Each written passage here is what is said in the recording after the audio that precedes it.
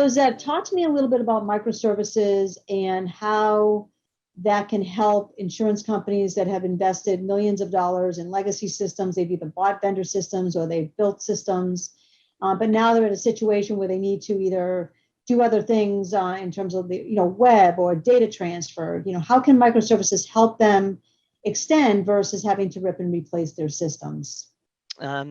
Microservices can help them break their problems down into smaller pieces. So rather than have to replace the whole legacy system, they can start with replacing single pieces of the system and slowly deprecate whatever legacy systems that they're using and replace them. But if I needed to extend it, let's say I have a system, a policy system, and I need a broker portal, something that's going to give me access to that system, maybe along with some other systems.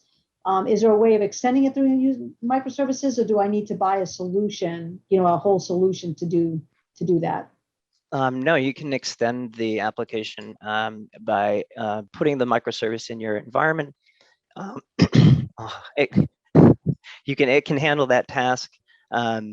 With your application. So the legacy system or another system can communicate with the microservice and basically allow you to extend that system without having to add on or modify that system.